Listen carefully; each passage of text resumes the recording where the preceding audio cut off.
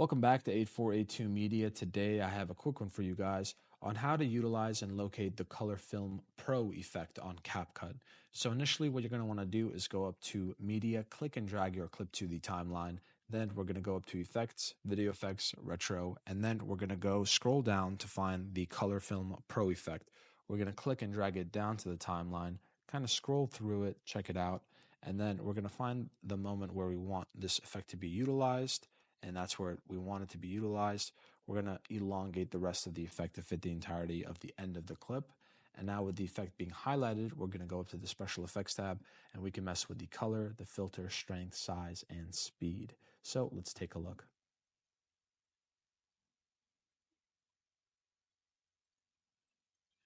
And there you have the Color Film Effect Pro. So if this was helpful in any way, please leave a like down below. If you have any questions, comment down below. Thank you guys for watching and have a great day.